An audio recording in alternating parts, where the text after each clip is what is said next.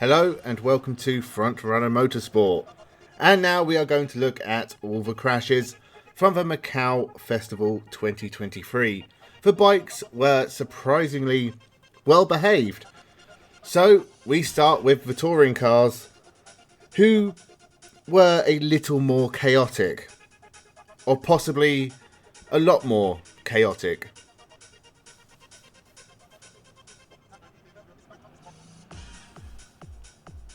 The speeds reached at Macau are surprisingly fast for a narrow street circuit.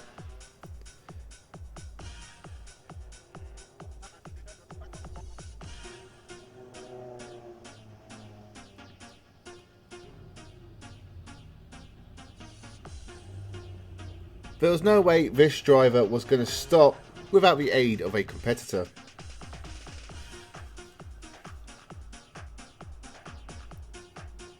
I get the feeling this was on purpose.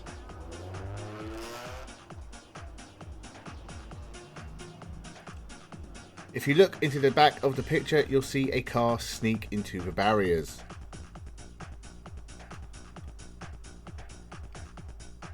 It's a shame we don't see the start of this one. I feel like this unlucky driver may have had help. It's amazing how one car's accident can lead to several drivers having accidents, a symptom of the confines of Macau. If you watch it from this angle, one car hits the wall and spears back across the track into the path of several more cars.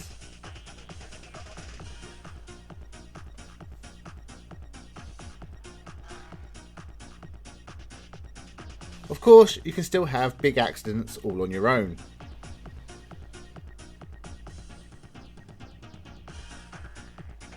But it's always more fun to take some friends with you.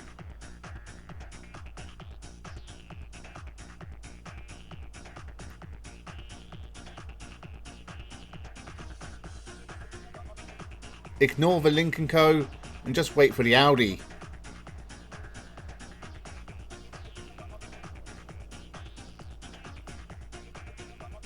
Now how's this for parking?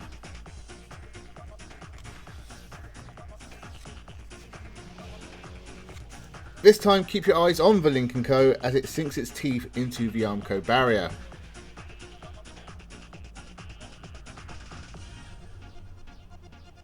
These two got a little bit too close around the tight, twisty part of the circuit.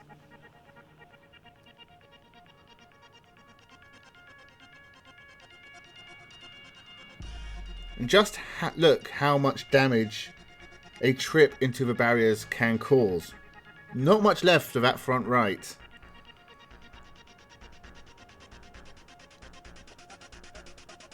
Not all crashes result in big damage. A simple spin for this Honda, but not a catastrophe. Try and pick the soon-to-be victims. Time for the big squeeze. Surprisingly, the one in the middle gets away. The second Honda just didn't want to be left out.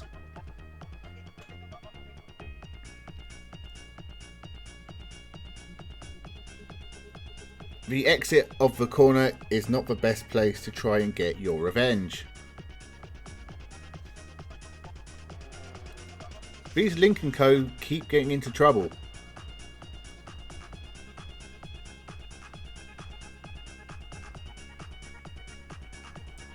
And that's another very neat parking job.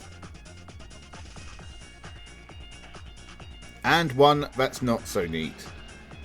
Sadly, the bright yellow and green Honda couldn't be avoided.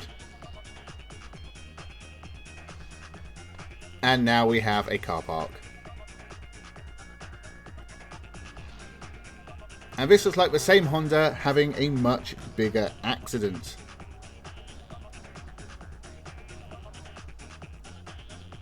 He gets in the way yet again.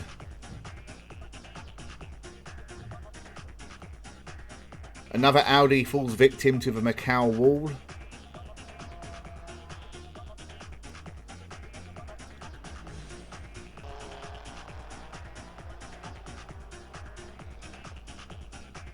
This one looked a bit slower at least.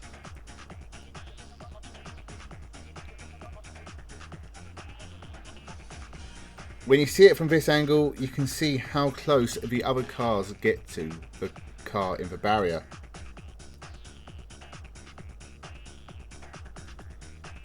Another Audi losing it at speed, whilst a second Audi does well to avoid a big shunt.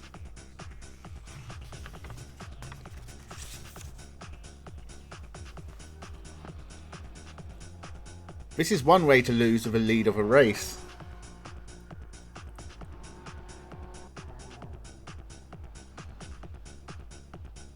You can understand why he might be in a bit of a rush, but I'm sure this rival has some choice words for him.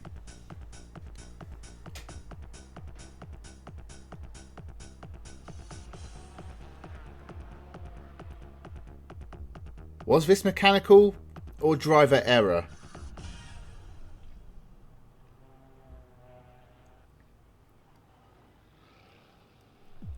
Now this was the big one. Multiple Audis involved, and once again it starts with just one car and ends with multiple.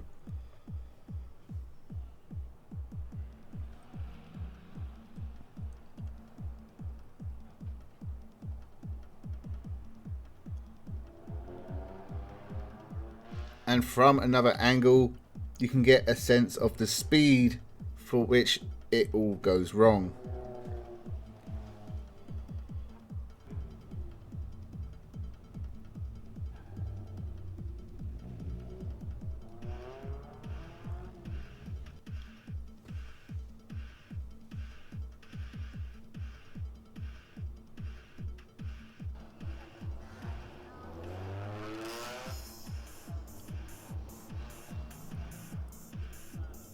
The big boys of World TCR aren't much better.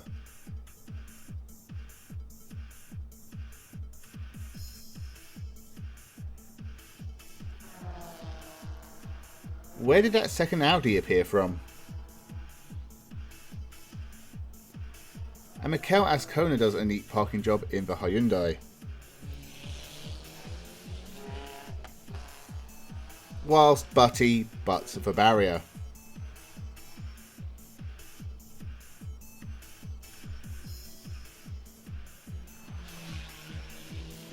This is not how a race start is supposed to go down. Normally everyone gets away from the line before the accidents start happening.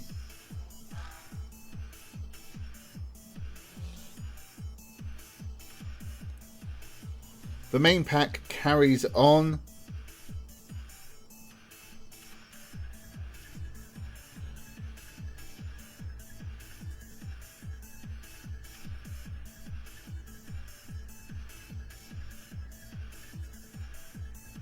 And as Jan Erlechet slides out wide, Ben Bargwanna goes wider and totals the Peugeot, hood up and all.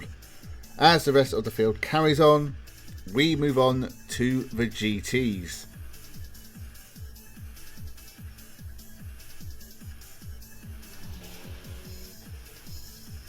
Increased speeds means increased risks and often increased damage. But a lot of these crashes will look familiar.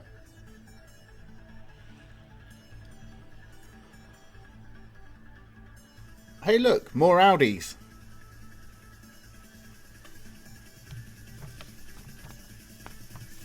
A car broadside in the road is just about the worst thing that can happen at Macau.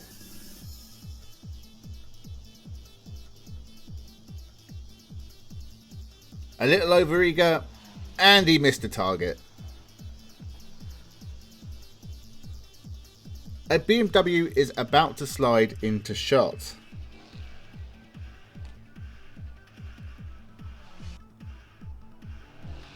An unfortunate place to take a break. And once again, car park.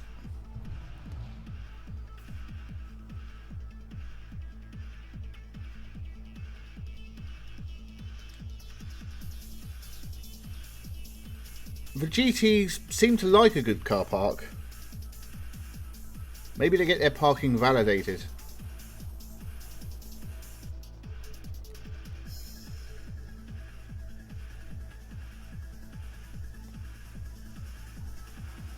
I thought he was going to miss the wall, but he gets there in the end.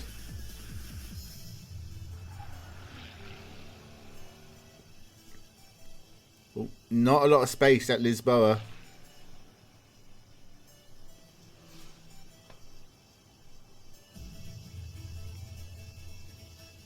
Or the hairpin.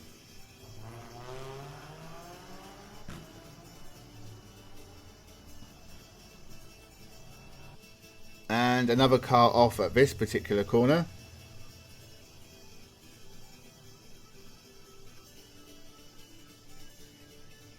Another Porsche gets it wrong.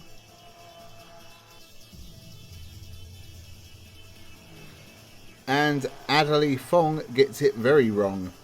Maybe don't paint Hello Kitty on your Audi, because this felt like fate. A little touch on one side leads to disaster and a lot of damage to Audi and barrier. Goodbye, Kitty.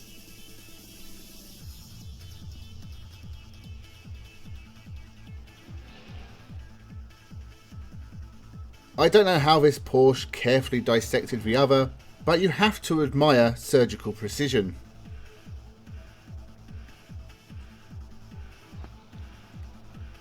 The cameraman was so entranced, he missed the Ferrari burying itself in the barrier. Finally, single-seaters. Formula 4 first, and they're just as capable as anyone else.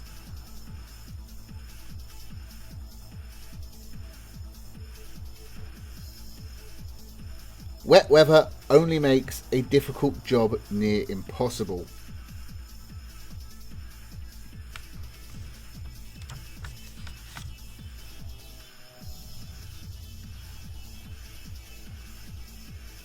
Once again, it only takes one, and we get a car park.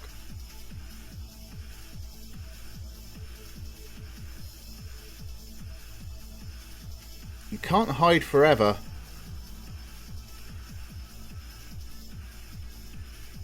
And that was just rude.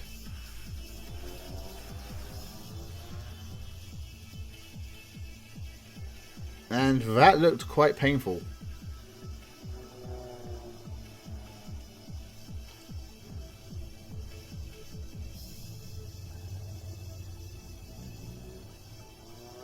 Touring cars, GTs, and now single-seaters. Actually, the Formula 3 cars seem to really struggle with Lisboa. Case in point.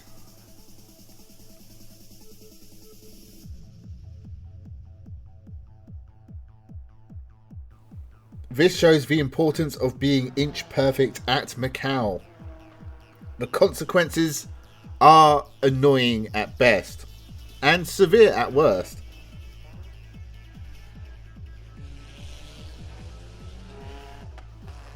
At least this was a different way to crash at this corner.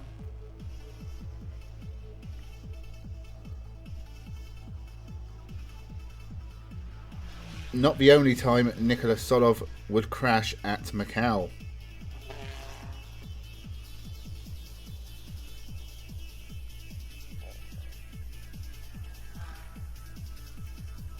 On another day, this could have been a much bigger accident. He did well to avoid the barriers.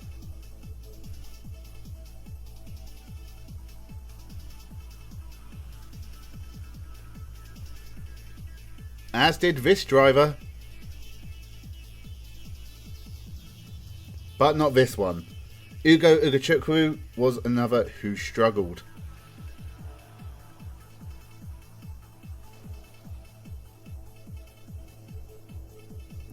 It's a shame the cameraman missed this one. Would have been nice to know what happened.